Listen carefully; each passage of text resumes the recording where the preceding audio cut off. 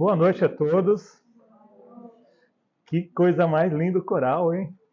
Bem suave, bem gostoso, para a gente começar com uma energia elevada. Isso é muito bom mesmo. O tema é um pouco triste. Nós estamos no mês de setembro, onde não se comemora, não é uma comemoração, é claro, né? Mas é um alerta para todos nós sobre o suicídio. E eu trouxe esse tema porque poucas pessoas sabem que aqueles pais que perdem um filho, principalmente uma mãe, essa dor é tão grande, é tão insuportável, que por vezes ela acaba desistindo da vida. Também nós temos que pensar nas mães daqueles que cometeram o suicídio no ato de desespero. Como fica o coração dessa mãe? Então, nós já falamos aqui algumas vezes de forma mais geral, e eu falo especificamente dessa dor de mãe, porque eu passei pela perda de um filho. Alguns de vocês devem saber. E uma coisa que um amigo meu me disse após uma palestra que eu dei a respeito desse tema, perda de entes queridos, é que ele falou o seguinte, que me marcou bastante. Ele falou: Marcelo, um conselho, ele orienta, mas o exemplo, ele arrasta. E você arrasta as pessoas com você quando você dá o seu exemplo. Então eu vou trazer aqui para vocês esse tema e vou dar o meu exemplo pessoal para vocês. De forma que eu vou mostrar aqui como eu superei a dor da perda de um filho, que foi terrível, tá, gente? Não faz ideia do que seja isso. Eu superei a dor, quem perdeu um filho também vai poder superar. Ou às vezes não perdeu o filho, mas perdeu o marido, perdeu um irmão, perdeu o pai ou a mãe, um ente muito querido, muito ligado a você. A dor é a mesma, com intensidades diferentes. Então nós vamos abordar esse tema, a dor de mãe. E você que é mãezinha, que está acompanhando a gente também aí nas redes sociais, presta atenção, porque essa palestra é para vocês. Não vou perguntar aqui se alguém já perdeu filho, né? Vou perguntar assim. Alguém aqui já passou pela tragédia de perder um filho? Levanta a mão, por favor. Olha. Poxa vida, tem mais gente do que a gente imagina, mais pessoas que passaram por essa dor. Então você compreende. Vocês também compreendem o que é isso daí. Mas vai ser uma palestra bacana, não vai ser pesada não, tá, gente? Para que a gente possa entender essa dor que dilacera o coração de uma mãe e de um pai, nós vamos abordar de duas formas. A forma da psicologia, da psiquiatria, dessa parte mais emocional, e da parte espiritual. Por quê? Mesmo sendo uma mãe espírita, um pai espírita, a dor é a mesma, não é verdade? A dor é a mesma, gente. Não vai dizer, porque eu sou espírita, então não vou sofrer. Vai sofrer. Com um pouco mais de conhecimento, porque o conhecimento ele transforma. Essa senhora, a Elisabeth Kübler-Ross, é uma psiquiatra da Suécia, e ela observou com os pacientes que ela tratava, que passavam pelo processo da perda de um ente querido, que todos eles passavam por 5 fases muito distintas. Algumas fases mais fortes, outras menos fortes, mas inevitavelmente passavam por essas 5 fases do luto. E é interessante a gente pensar nisso. E assim, não dá para pular de uma fase para outra. É uma sequência. Por que uma sequência? Porque o nosso cérebro, ele vai trabalhar pela preservação da vida. Mesmo que o seu coração queira eliminar essa dor. Quem comete o suicídio não está querendo perder a sua vida. Não está querendo perder a vida. Está querendo eliminar aquela dor do coração e não sabe como. Não sabe como fazer. E o seu cérebro, para te proteger, ele faz com que você passe por essas 5 fases do luto. A primeira fase que todos nós passamos é a negação. Quando acontece a perda, você não acredita. Você não quer saber que aquilo existe. Você tenta inventar, o cérebro começa a inventar situações para que você não vivencie aquilo. É uma forma de se proteger. Outra coisa é o isolamento, que acontece, que é natural. Por quê? Você já está com aquela dor dilacerada dentro de você. Aí sempre vem alguém e abraça e diz: ah, não fica assim, não sofra desse jeito. Gente, vontade de socar a pessoa, fala umas coisas dessas. Você não está ajudando a pessoa. No momento que é essa primeira fase, é a negação, não fale nada, abrace. Só abrace a pessoa, só isso, transmite energia. Nada que você falar vai adiantar, é a negação. Você não acredita, você não está querendo acreditar naquilo e vem a pessoa te afirmar que aquilo aconteceu. Pensa na situação complicada. Então, abrace, fica ao lado da pessoa, tipo, eu estou aqui, vamos enfrentar isso juntos. E já é suficiente, tá?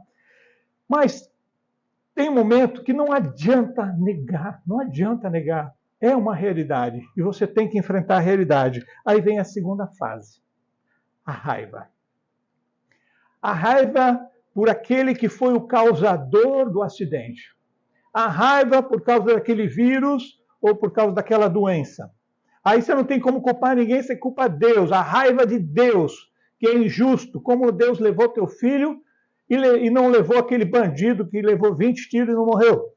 Aí vem aquela raiva dentro de você que te consome, que é natural, tá? Porque toda aquela energia dentro de você precisa ser expurgada, ela precisa sair. E a raiva é uma forma dela se manifestar. Só que depois você com raiva, você chora, você xinga e você vê que não adiantou nada. E aí entra a terceira fase, a barganha. É uma coisa louca. Aconteceu comigo e deve ter acontecido com vocês em algum momento. Você barganhar pela vida. Deus, devolve meu filho e me leva no lugar dele. Tenta fazer uma troca com Deus. Como se Jesus pudesse descer novamente à terra e ressuscitar como ressuscitou Lázaro. E você espera que ele faça o mesmo, né? E que leve você quer trocar, fazer uma troca com Deus para devolver aquele teu filho. E aí você vê que não adianta. Não adiantou negar, não adiantou ter raiva, não adiantou barganhar. E aí vem a depressão. A depressão é uma coisa maravilhosa, gente. Se você olhar pelo aspecto da solução que ela te apresenta. Quando você não vê mais possibilidade nenhuma, o teu cérebro parece que vai explodir. Ele vai entrar num conflito. E muitas vezes, nessa fase da depressão, é que surge o desejo suicida, o desejo de acabar com a própria vida. A vida perdeu sentido, o que você vai fazer mais nessa vida? O que adianta? Qual o significado da vida? Você está vivendo, daqui a pouco Deus vem como uma formiguinha, põe o dedo e a pessoa morre. Então, o que adianta fazer isso, né? Aí você tem um conflito interno entre a razão, que diz: mantenha-se vivo, você está vivo, você tem objetivo, siga a tua vida. E o coração: meu Deus, eu estou sofrendo tanto, eu estou tão amargurado, eu quero acabar com a minha vida não tem mais sentido.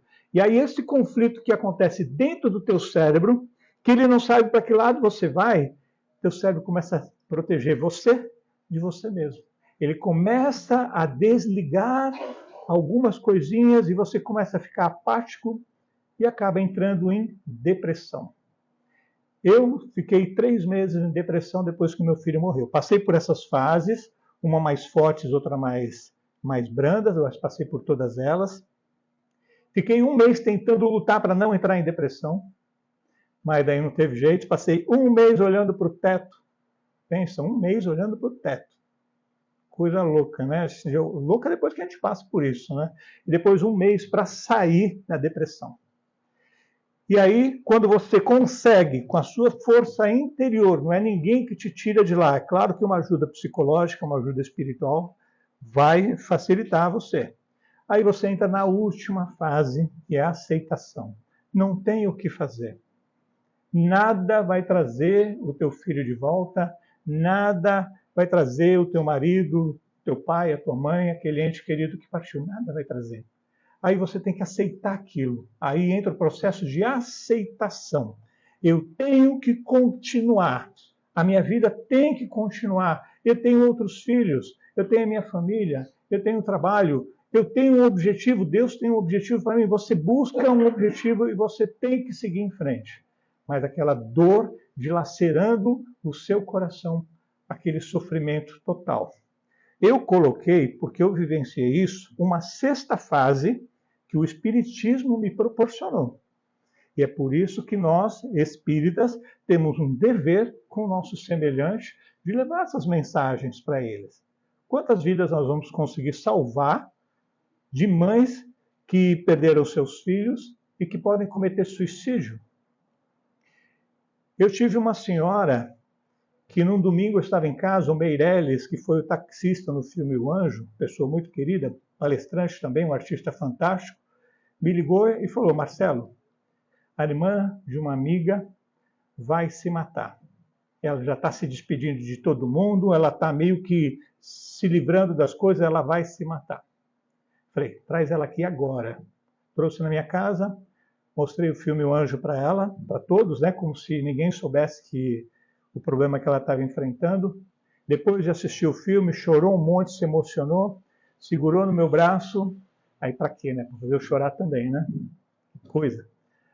Aí ela falou assim para mim, olhando nos meus olhos: eu já tinha comprado a corda. Eu fingi que não sabia o que era, mas que corda? Ela falou assim, eu estava vendo onde ia amarrar. No box não ia aguentar. A porta era muito baixa. Eu não tenho uma árvore em casa. Falei, meu Deus do céu. Aí ela agradeceu pelo filme e tudo mais. E ela começou um trabalho de recuperação. E ela não se matou. Não se matou porque ela perdeu um filho.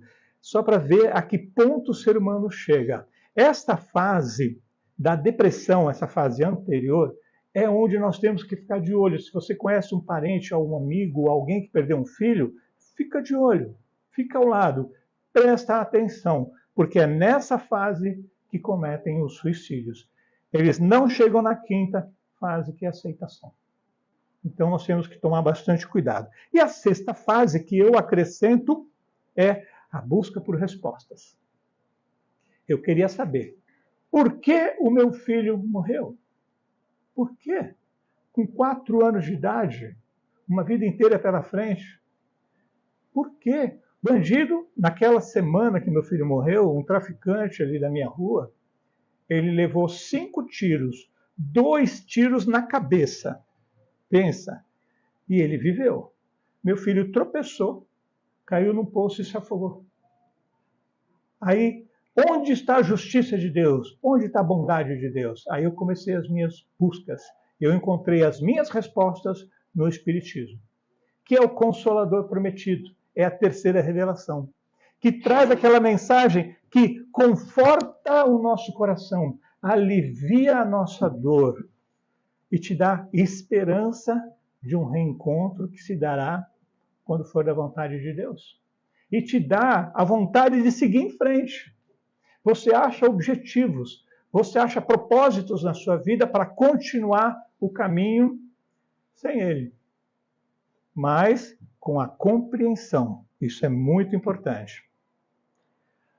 Quando nós buscamos a resposta, a primeira resposta que eu encontrei no Espiritismo foi essa. Seu filho está vivo. Seu filho não morreu. Como assim está vivo? O que morreu foi o corpo. A alma dele, o espírito, está livre.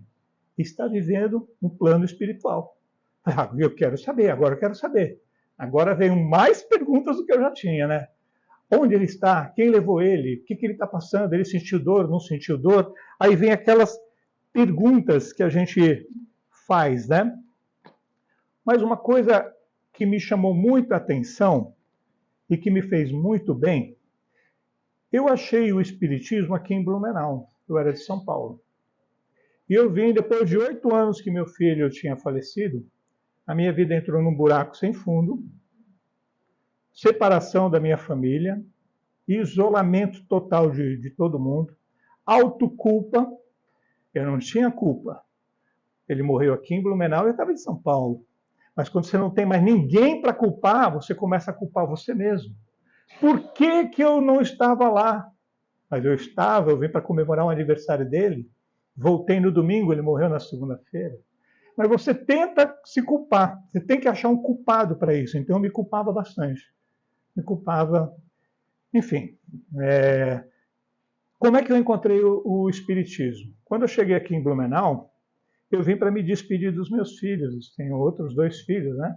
Vim para fazer a despedida deles porque a minha vida ia tomar um outro rumo diferente. Eu pretendia dar um rumo não muito bom para a minha vida, né? Então, antes de tudo acontecer, eu vim me despedir deles.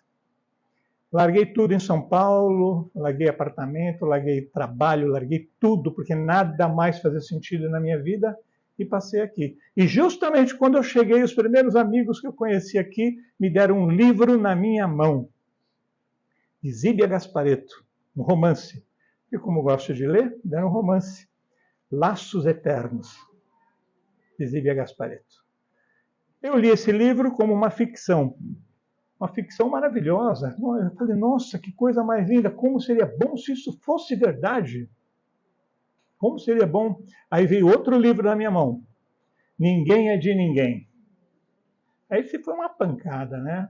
Aí eu falei, não, peraí, deve ter um fundo de razão nisso daí. Se Deus é bom e Deus é justo, aqui tem bondade e justiça, não naquilo lá que me falaram. Aí eu quis saber mais.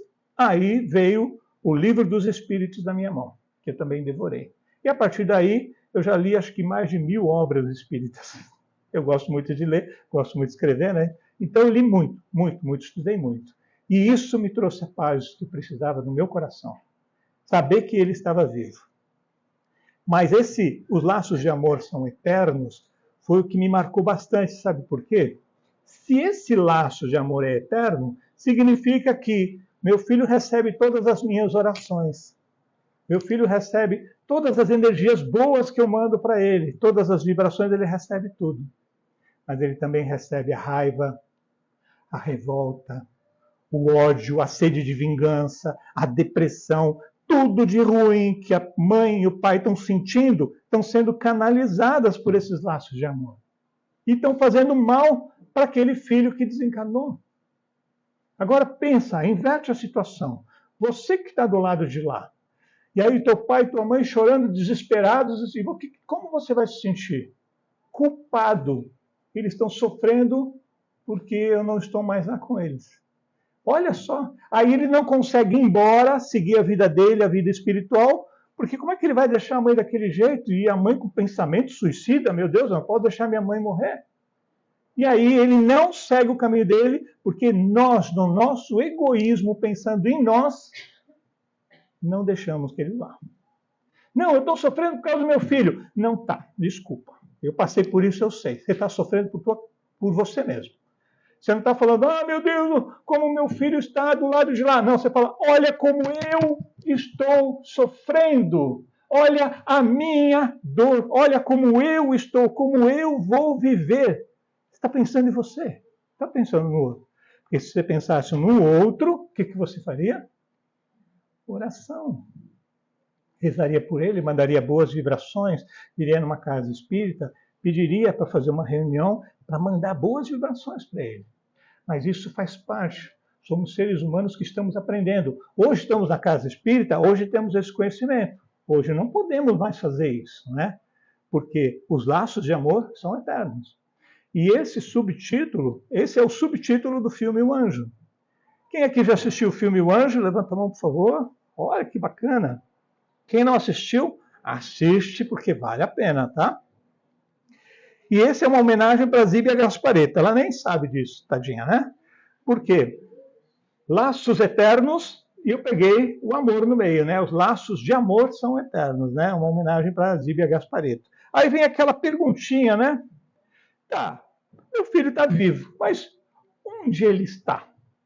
Onde está o meu filho? Dizem os bons espíritos que quando uma criança morre em tenra idade, já tem os seus anjos, antes dela desencarnar, eles já estão ali perto para socorrê-la. Antes de qualquer coisa, ela é levada para um hospital.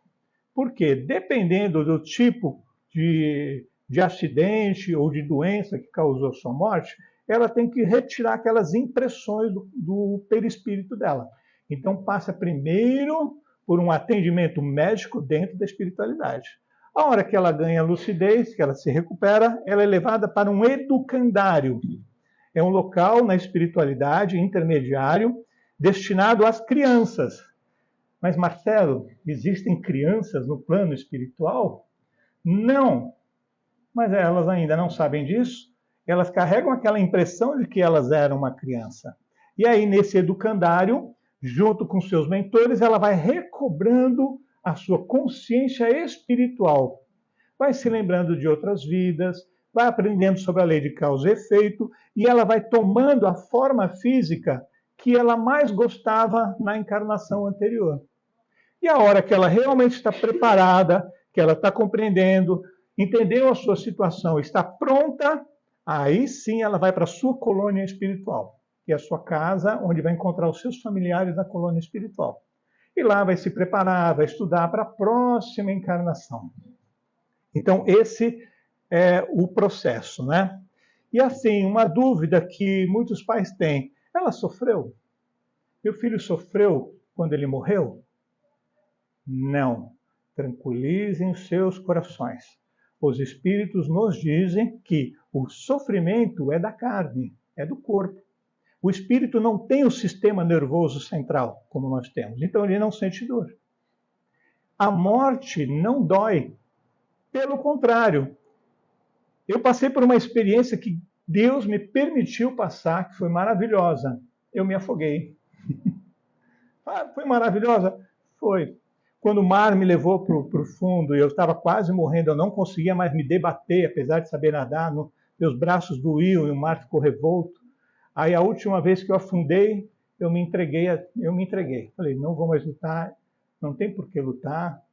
Aí eu com os braços abertos fui descendo até a areia, meus pés tocaram na areia e eu fiquei lá. E aí me veio uma sensação maravilhosa de gratidão. Falei assim, então foi assim que meu filho morreu? Que paz maravilhosa! Olha que sensação! E naquele momento eu entreguei meu coração a Deus. Bem assim mesmo. Deus, entrego a Ti o meu coração, a minha alma. Gratidão e perdão pelas coisas que eu falei para você. E estava ali, esperando o momento de morrer, porque eu não ia lutar mais. Olha que coisa doida, gente. Aí eu vi uma espuminha se mexendo aqui, eu estava a uns 5 metros de profundidade, mais ou menos, uma espuminha. Olhei naquela direção, um fundo vermelho. E a espuminha de um lado, a espuminha do outro. Eu falei, um caiaque? Como um caiaque no meio do mar, um mar revolto. Aí tomei impulso, as últimas energias que eu tive, subi, ele já tinha passado, gritei, ele me salvou. Olha que a experiência que eu precisava passar. Então eu sei que a morte não dói. E naquele momento que você não vê que não há mais possibilidade de você lutar, você se entrega e aí vem aquela paz. É uma coisa impressionante. E aí me deu a tranquilidade. Meu filho morreu em paz. Ele lutou, ele tentou se salvar, não conseguiu. E aí ele ficou em paz. E aí assim, entrando mais na parte técnica, ele morreu. Como que o espírito se desliga dali? Como isso acontece? Nós sabemos que nós temos 3 corpos espirituais. O corpo carnal, o perispírito e o espírito. Na verdade, nós temos mais corpos, né? Mas vamos pegar só esses 3. Quando a pessoa morre, o seu perispírito precisa ser desligado do corpo. É uma cópia do corpo físico. E aí, assim como nós temos os médicos aqui no plano espiritual que fazem esse desligamento, que cuidam do teu corpo, desculpa, lá tem os médicos que fazem esse desligamento, para que o espírito se desligue de forma suave e possa seguir o caminho dele. Normalmente eles são adormecidos e eles permanecem assim por uma semana, um mês, o tempo que for necessário, ele permanece adormecido. Então são desligados os 7 chakras principais, e depois os 21 chakras secundários, que cada chakra tem outros 3, e depois os outros milhares de chakras que são bem pequenininhos, né? Aí outra pergunta, né? O meu filho vai estar sozinho do lado de lá? Quem vai receber o meu filho? Temos que nos lembrar que aqui na Terra, encarnados, está apenas a metade da sua família espiritual. A outra metade está lá em cima. Então você tem uma metade no alto e uma metade aqui. Conforme as pessoas da sua família vão morrendo, vão nascendo outros, e vai havendo essa troca, vai subindo e descendo familiares. Lá, na espiritualidade, é a sua verdadeira família espiritual. A família carnal, o parentesco vai mudando. Quem hoje foi teu filho, pode ser teu pai noutra vida. Quem hoje foi tua mãe, pode ser teu irmão ou tua irmã. Os papéis eles vão sendo trocados. Mas na espiritualidade são os verdadeiros laços de família lá. Então, com certeza, um dos familiares ou vários familiares receberam essa criança com todo amor, que já não é criança, já chegou lá como um adulto, né, na sua forma espiritual, e foi recebido com muito amor e muito carinho. E para onde ele é levado depois, né? Eu já até antecipei, aqui é uma cena do filme Nosso Lar, é levado para a colônia da onde você veio. Assim como você tem uma casa que você mora aqui na Terra, lá você também tem uma casa. A tua família também tem uma casa lá. E é para lá que você vai para se reunir com os seus familiares. E depois?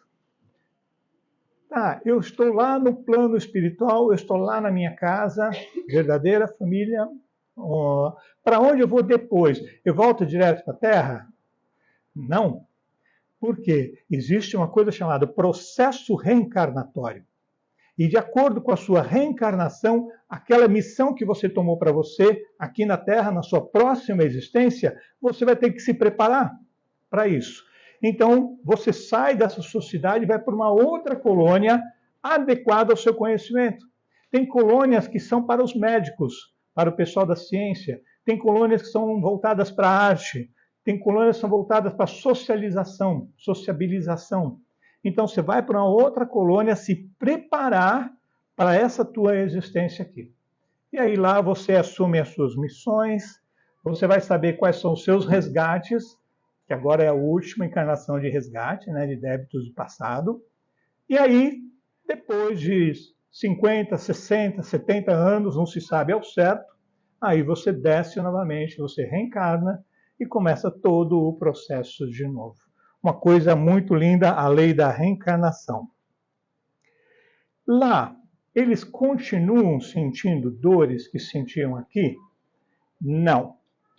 O espírito não sente dor, como eu falei, que são as dores do corpo. Ele não tem nervos, mas muitos carregam as dores morais. Aquelas lembranças de erros do passado, que ainda vão estar na sua mente quando ele recobra a sua consciência, aquilo vai estar pesando ainda. Então, as dores que o espírito sente são as dores morais. E eles ouvem as nossas preces, ouvem muito mais do que você imagina. Aqui você está fazendo uma oração, mas para ele é um banho, é um bálsamo de energia e de luz, as estrelinhas caindo sobre ele. É uma coisa muito linda de se ver. As suas palavras têm poder, elas se transformam. É uma coisa muito bonita. Eles ouvem, sim, as nossas preces, como ouvem também os nossos lamentos, tá? Vou contar um segredinho para vocês, né? Tem que abrir meu coração, né? Não tem jeito. Durante muito tempo eu fiquei muito revoltado, desacreditei de Deus, desacreditei de tudo, não tinha mais religião, não queria saber de mais nada, e eu tinha muita raiva.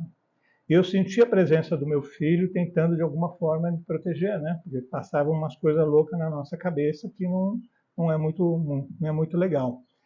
E toda vez que eu sentia que ele estava se distanciando, meu coração sentia aquilo, me dava um desespero tão grande que eu puxava ele de volta. Tipo, não saia aqui de perto de mim. Egoísmo, hoje eu não sei o que é egoísmo, né? Mas eu não sabia. Eu achava que eu estava confortável sentindo a presença dele, às vezes no banco de trás do carro, às vezes do meu lado no sofá. Aquilo me confortava. Mas eu estava atrapalhando a vida dele, ele não seguia em frente porque eu não deixava. Olha só, mas eu não tinha esse conhecimento, eu não sabia disso. Não sabia disso. Hoje eu sei, já pedi perdão para ele, ele já me perdoou. Tanto que ele está aqui do meu lado. Está aqui do meu ladinho, me inspirando aí nessa palestra para vocês, né? E eles sentem as nossas dores, acabei de falar para vocês, sentem muito mais do que você sente, porque para ele é uma dor moral muito intensa. Eles sentem as nossas dores, sim. Aqui eu acabei de falar também sobre, quando eu falei do educandário, né? Ele volta à forma que ele gostava mais. E assim vai acontecer com você também. Mesmo que você morra lá com 100 anos, quando você chegar na espiritualidade, você não vai gostar daquelas ruguinhas. Mas também você não quer ser criança. Qual foi a melhor fase da sua vida, aquela que você gostou da tua aparência e falou assim, eu estou na plenitude? Essa forma que você vai tomar. Só que quando você encontrar com algum familiar, você vai tomar a forma que ele te reconhecia antes. Porque senão ele não vai reconhecer. Ah, você não é meu filho, não. Se eu chegasse no mundo espiritual em desdobramento, o que é isso? Um homem desse tamanho, barbado, é meu filho? Não, meu filho tinha 4 anos. Não, né? Então eu sei que não. Hoje ele é um adulto. Mas se eu não soubesse, ele viria na forma de criança, né? E uma pergunta que todo pai, toda mãe faz, né? Você já fez essa pergunta para você? Meu filho vai voltar? Ele vai voltar para mim? Desculpa te dizer, não. Tira isso do seu coração. Por quê? Porque existe todo um processo reencarnatório que ele não pode pular só porque você quer. Como eu expliquei, ele vai ter que passar por um procedimento médico para se recuperar daquelas dores, passar pelo educandário, ele vai depois para a sua colônia espiritual, vai se preparar e outra, ele vai esperar lá o reencontro com você. Porque quando a gente desce no meio familiar, a gente desce com missões dentro da própria família. É na família que estão os maiores resgates. Então, depois que todos aqueles membros da família desencarnarem, vão se encontrar no plano espiritual, vão passar um tempo juntos que é necessário para vocês recobrarem aí suas emoções e depois vão planejar sua próxima existência. Aí vão trocar os papéis. Que tal agora? Pô, você foi uma mãe tão querida, tão amada, que tal agora eu devolver para você esse amor e você vir como minha filha? E aí, na próxima existência, vocês vão se encontrar novamente. Então, não é nesta existência. Existe um processo que Deus não vai pular esse processo só porque você quer. É um processo que cada um de nós, como espíritos, temos que passar. Está dentro do tempo ainda. Então, eu vou contar uma coisinha para vocês que vai servir, não é uma lição, vai um exemplo para vocês. Eu pensei em cometer suicídio. Isso me passou pela minha cabeça centenas de vezes. Algumas vezes eu tentei o suicídio involuntário. Sabe aquela coisa que você finge que não é? Por exemplo, você pegar um carro, andar 160 km na estrada, fazendo curvas derrapando no dia de chuva, mas se ele derrapar e bater e morrer, foi um acidente. Não foi um acidente, eu não cometi suicídio, não. Cometeu sim. Mas a gente não sabe, né? Então,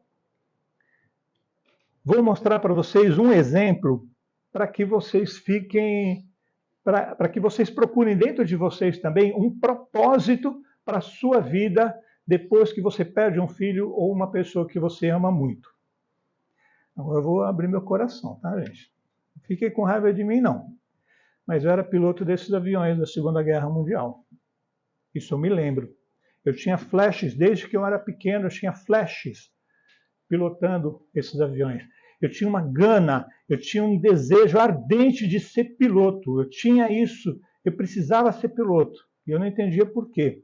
O meu pai era engenheiro aeronáutico, ele construía aviões. Esses aviões menores, mas ele construía aviões. E eu vivia no meio disso. Eu fui fazer o serviço militar, eu fui para a aeronáutica, porque lá tinha avião. Depois da aeronáutica, eu fui servir no aeroporto, lá no aeroporto de Congonhas. Eu fiz o meu serviço militar lá. Lá no aeroporto, tirei o meu brevet de piloto, era meu sonho, eu queria. Mas a espiritualidade disse, não, Marcelo, isso não é para você, não. Você falhou na sua vida anterior e nesta aqui, na vida, não. Para outra, quem sabe? Vamos ver se você cumpre as coisas aqui. O que acontecia? Como piloto, eu era piloto da Alemanha, eu tinha uma característica não muito agradável. Eu acreditava lá naquele bigodinho parecendo Charlie Chaplin. Eu acreditava nele, acreditava que o meu país precisava ser defendido. E eu precisava lutar pelo meu país e dar a minha vida pelo meu país. Nós éramos hipnotizados naquela massa e a gente ia com aquela gana. E eu era assim também, eu fazia isso. E quando eu estava fazendo os meus voos, eu não ia só para as minhas missões. Eu ia, fazia meus bombardeios, depois quando eu estava voltando, eu ficava procurando alvos no campo inimigo para poder jogar uma bombinha que sobrou lá atrás. E uma das bombinhas que tinha, eu vi um prédio muito grande, enorme, que tinha assim. Falei, nossa, um alvo perfeito aquele prédio. Parecia uma igreja, mas não era. Será que era uma biblioteca? Não sei, mas era um alvo. E aí mandei preparar a bomba, fiz o meu rasante, soltei a bomba, veio o prédio abaixo. Coisa mais linda de se ver, né? Não, triste. Mas dentro da tripulação nós comemoramos, né? Comemoramos. Dentro do meu avião tinha um rapazinho novo, que eu lembro bem disso daí. Ele tinha acabado de entrar, ele morria de medo, era pequenininho, magrinho, branquelinho, e ele morria de medo. Qualquer tiro que estava dando, ele se apavorava. E ele era o nosso mascote, a gente sempre protegia. Quando vinha um avião pelo lado direito, a gente botava ele para o lado esquerdo. Se vinha da frente, joga ele lá atrás, lá na cauda. A gente estava sempre protegendo o nosso mascotinho, né? Um dia, nosso avião foi atingido na asa direita. Eu lembro muito bem disso. Eu tenho toda a sensação, meu coração dispara. Atingiu o motor direito da asa, esse motor ali, começou a pegar fogo e eu não conseguia mais controlar o avião. Os comandos ficaram muito pesados e o avião caiu. Eu tentei fazer um pouso forçado, mas não deu. O avião bateu no solo, se raspou e explodiu. Eu lembro da explosão e aí não lembro mais nada, né? E depois eu fiquei sabendo que esse meu filho de hoje era aquele rapazinho que estava lá no avião e que a gente protegia ele. O que aconteceu? Ele sobreviveu, ele não morreu, foi o único sobrevivente e sobreviveu com várias sequelas, amputações, queimaduras e tudo mais. Ficou num hospital de campanha muito tempo, muito sofrimento, sabendo que todos aqueles que cuidaram dele estavam mortos, né? E aí ele cometeu suicídio. Olha só, faltando 4 anos para ele desencarnar, ele cometeu suicídio. Não aquele suicídio de dar tiro na cabeça, mas ele tinha que tomar um medicamento que dava o suporte à vida a ele, e ele parou de tomar.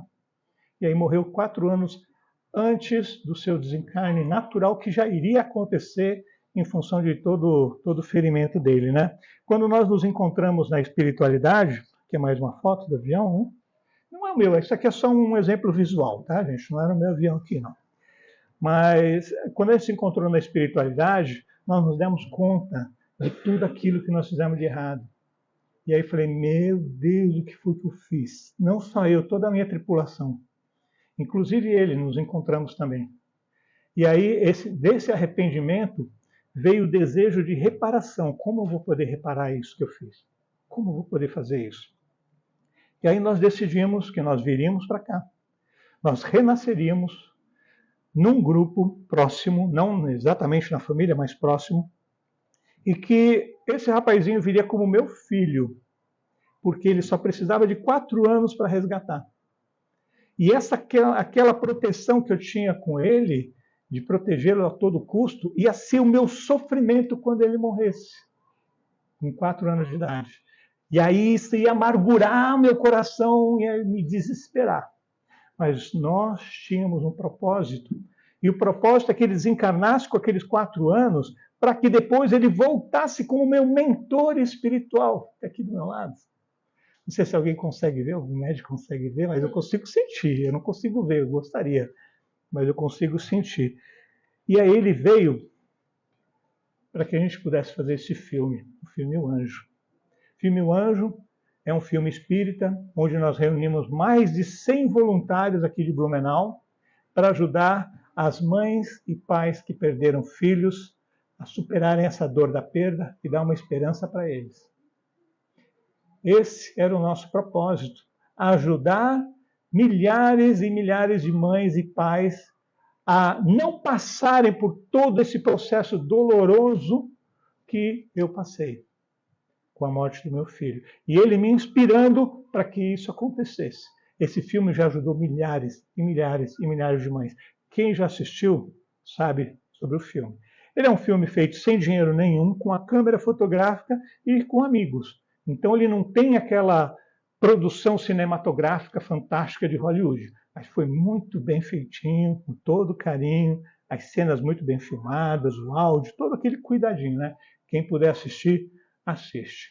Olha só, existia um propósito para a morte do meu filho, para o desencarne dele. E se eu tivesse ido por outro caminho, a morte dele teria sido em vão. E de todos aqueles que vieram também com esse propósito desse resgate. E aí, quando eu estou em casa, já recentemente, questão de um ano atrás, um amigo, que é o Luiz Miranda, que foi o meu produtor no filme, que estava lá no meu avião, estava lá no avião, ele foi levado em desdobramento pelos espíritos, ele veio me contar, ele não sabia do que eu tinha passado, e eu não sabia do que ele tinha passado. E aí vem em casa tomar um café. E ele contou que ele foi em desdobramento levado por 2 espíritos para um lugar que estava totalmente destruído, era uma cidade toda destruída, toda arrasada. Aí ele chegou num prédio grande, um prédio alto, parecia uma igreja, mas não era uma igreja. Talvez uma biblioteca, mas ele não sabia o que era, um prédio bem grande. E tinha um rombo enorme do lado. Eles entraram para aquele rombo e ele viu um monte de cadeiras de madeira espalhadas, assim, reviradas, queimadas, e olhou para a direita, viu um palco e uma cortina vermelha grande, toda chamuscada, que tinha pegado fogo. Aí ele ficou olhando aquilo e falou assim, tá, por que vocês me trouxeram para cá?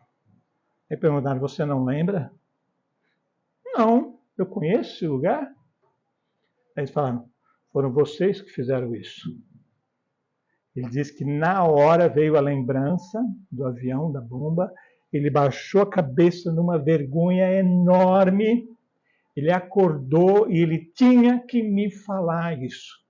Ligou para mim e veio em casa me contar. E juntou todas as peças. E as peças que faltavam, a dona Érica, cadê a dona Érica lá atrás? A dona Érica, através dos seus mentores espirituais, complementou. Ela me contou que meu filho veio e ficou 10 anos, já está há mais de 10 anos comigo.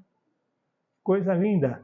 E aí, assim, eu tinha um ímpeto de construir um teatro na minha alma. Eu não sabia nada disso, eu tinha que construir um teatro. Eu queria construir um teatro como o Carlos Gomes. Aí eu fiz o filme O Anjo, ele ia para o cinema, ia faturar milhões, esses milhões eu ia construir um teatro, porque eu tinha que construir um teatro. Por quê? Sei lá, mas eu tinha que construir um teatro. E olha só o que veio. Aí eu tentei levar para o cinema, não consegui. Me pediram 2 milhões de reais para levar para o cinema. Eu olhei assim, contei minhas moedas, mas não deu. Né? Não deu 2 milhões, então não tive como levar para o cinema. Mas aí o que eu fiz? Lá em casa, no apartamento que eu tinha, onde era o Sejuana antigamente, eu morava em cima, morava na cobertura, e lá tinha um espaço muito grande. Lá, com as minhas próprias mãos, eu construí um palco. Eu queria ajuda, mas ninguém foi me ajudar. Todo mundo que ia ajudar, não ia. Por quê? Os espíritos disseram, é você que tem que fazer isso, era você que estava lá, ó. Agora é você que tem que estar ali serrando e martelando. E aí eu fui montando, comprei os pallets, comprei as madeiras e fui. E aí eu construí meu mini teatro, desse tamanho aqui, ó, desse tamanho, para 50 pessoas, com palco, iluminação, com tudo. Aí o Luiz Miranda me deu a iluminação, aí alguém me emprestou a caixa de som, eu já tinha os equipamentos, montei esse espaço aqui, ó. Que bacana. Nesse espaço, nós gravamos mais de 30 apresentações artísticas do bem, eu chamei Espaço do Bem. Gravamos mais de 30 gratuitamente para divulgar a arte espírita. Mais de 30 apresentações de teatro, de música, de declamação de poesia. Essa é a Tati lá de Timbó, ali no meio, lá do Gotas de Luz. Fizemos, tinha uma menina lá no Rio Grande do Sul, aquela que está no telão, e aquela de baixo aqui estava aqui. Juntamos os dois e fizemos uma conexão. Fizemos muita coisa, declamação de poesia, crianças participando, foram mais de 30 apresentações artísticas. E a minha amada esposa, que é professora, também trouxe os alunos da escola dela, lá do Vitor Hering, e nós fizemos uma sessão de cinema para as crianças. Estão vendo aquela tela verde? Nós mostramos como é que são feitos os filmes para as crianças. Olha, como é que o super-homem voa, como é que o Homem-Aranha sobe nas paredes, como é que o Doutor Estranho cria lá um portal para outra dimensão. Colocamos criança nos carrinhos, fizemos ali uma coisa maravilhosa para as crianças, uma coisa sensacional. Isso tudo não ia acontecer se não tivesse acontecido aquele acidente com meu filho lá atrás. Olha como a vida é maravilhosa, existe propósito para as coisas que estão acontecendo. Existe um propósito muito grande para isso. Eu vou passar para vocês um videoclipe que faz parte do filme O Anjo e é uma mensagem para essas mães que estão sofrendo, para os pais também, né? A gente coloca como mãe, por quê? Eu sofri pra caramba, mas eu não faço a menor ideia do que a mãe do meu filho sofreu, porque eu não estava do lado dela. No egoísmo, eu estava vivendo a minha dor, voltei para São Paulo, ela ficou aqui, eu não sei o que ela passou, mas eu imagino que foi muito pior do que o que eu passei, porque ela gerou dentro dela aquela criança. Eu só participei, né? Então, esse é um videoclipe para toda mãe e também todo pai que perdeu um filho.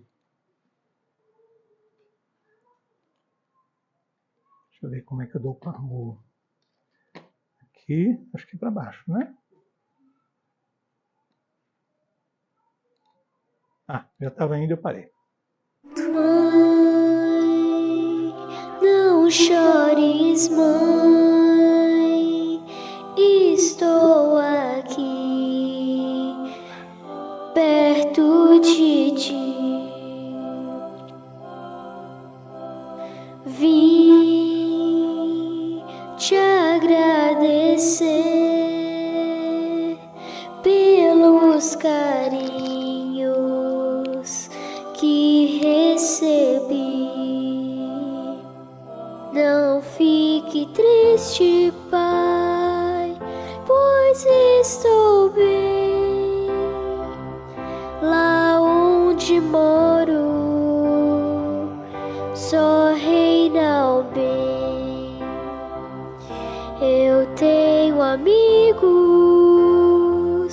pra me ajudar, me proteger, me ensinar. Nós vamos nos ver neste lugar.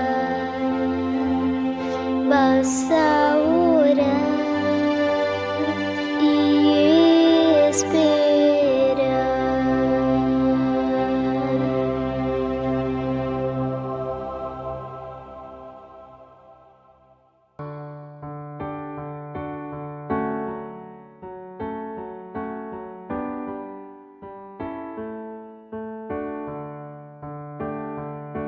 Mãe, não chores, mãe, estou aqui, perto de ti.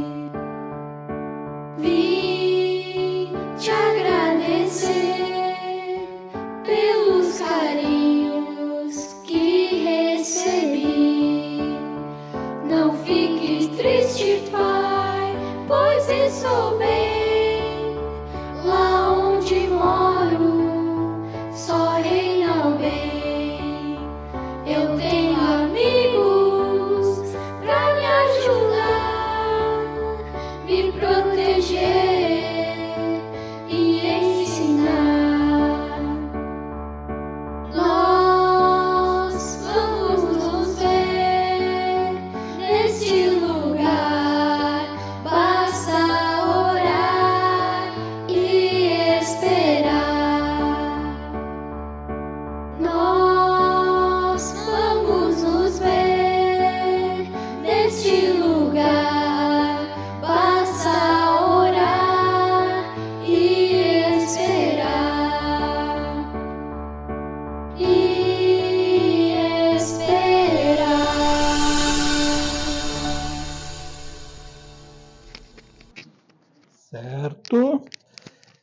para a gente poder encerrar, eu vou trazer para vocês uma mensagem do nosso querido Divaldo Franco. Nós estivemos em Curitiba, fizemos uma excursão que o Fernando organizou, no Congresso do Paraná, onde o Divaldo estava, e eu levei o filme O Anjo num pendrive para ele, fazia questão que ele assistisse, dei de presente para ele. E quando ele estava em Florianópolis no ano seguinte, eu fui lá encontrar com ele. E ele mesmo numa cadeira de rodas, as pessoas não queriam deixar se aproximar dele, né? Mas ele reconheceu, me chamou, fui lá perto dele, fiz uma pergunta idiota: lembra de mim, Divaldo? O Divaldo tem a melhor memória que eu já vi na minha vida, né? Mas é claro, claro. Aí eu pedi para ele para gravar uma mensagenzinha para as mães que perderam filhos, né? Com relação ao filme O Anjo. E ele gentilmente, com muito carinho, gravou essa mensagem que eu só trouxe 50 segundos. Ela tem 2 minutos mais ou menos. O filme de longa-metragem, O Anjo, é o atestado inequívoco da sobrevivência. Quase todos nós trazemos uma dor oculta, feita de saudade, de angústia, daqueles que abandonaram o corpo. Para o coração materno, a desencarnação de um ser querido é dolorosa e, no conceito freudiano, é uma das maiores dores que o ser humano pode suportar. Convidamos as pessoas que nos honram com a gentileza da sua audição e visão a que tenta encontrar no YouTube a película O Anjo. Assista, opine, sugira e passe adiante. E a felicidade voltará ao nosso coração. Muito obrigado. A felicidade voltará ao nosso coração. É isso que a gente está precisando. Se você perdeu um ente querido, busque dentro de você o propósito para aquele acontecimento. Não deixe que aquilo seja em vão. O que você pode fazer? Aquilo que a tua alma te puxar para frente, aquilo que o teu coração te empurrar, é o que você precisa fazer.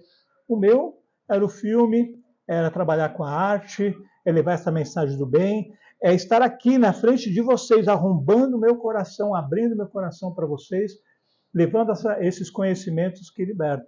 Mas vocês podem encontrar a sua missão também. Porque não estamos aqui só para pagar, só para sofrer. Nós temos algo de bom para fazer, para deixar para a humanidade. E o que vocês vão deixar?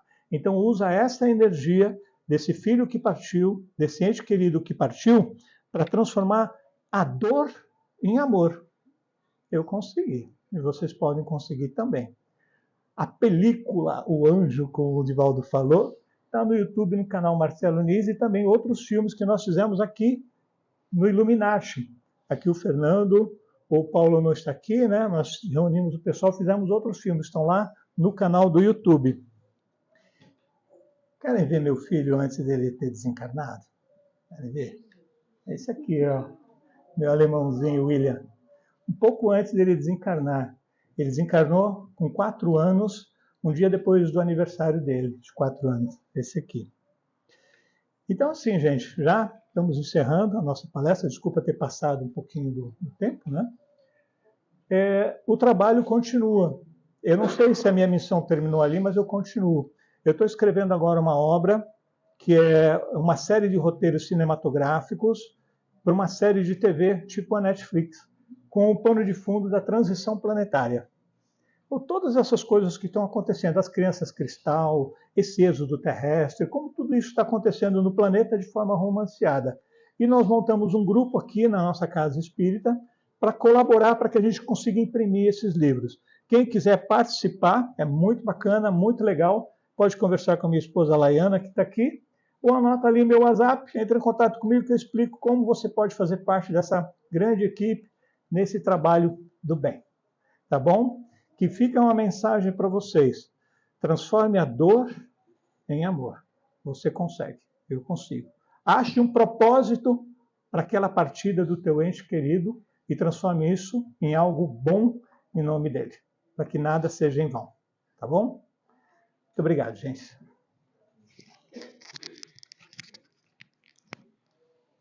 Fazer encerramento, não?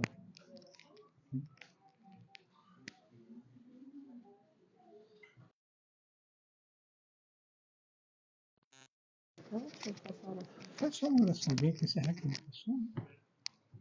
Então vamos fechar os nossos olhos, respirar fundo, nos concentrar. Os trabalhos continuam na Câmara de Paz.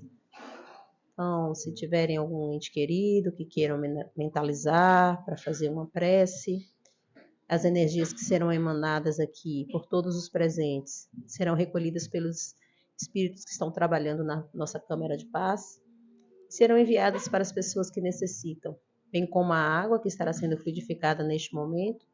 Então, todos nós temos um papel muito importante, seja no silêncio, para melhorar a vibração do ambiente, ou nos colocando com pensamento de esperança, de fé e de busca por melhoramento. Quem de nós não passou por alguma dificuldade, por alguma dor muito grande? Estarmos encarnados é o grande presente que o nosso Pai Maior nos dá.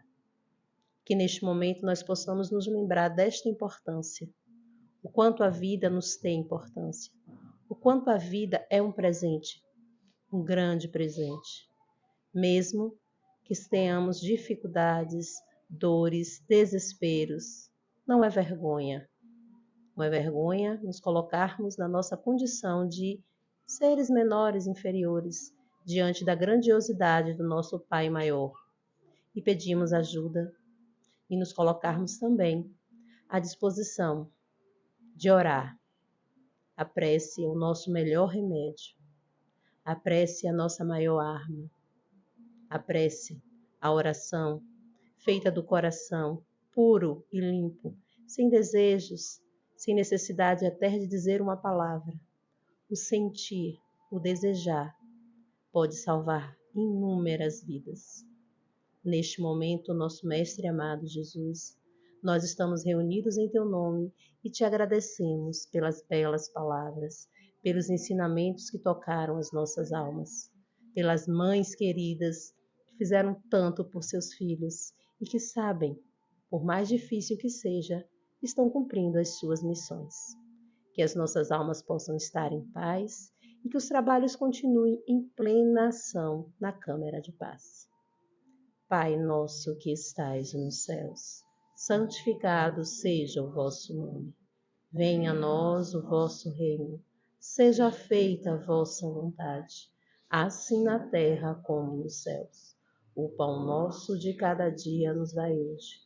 Perdoai as nossas ofensas, assim como nós perdoamos a quem nos tem ofendido. E não nos deixeis cair em tentação, mas livrai-nos de todo mal. Que assim seja.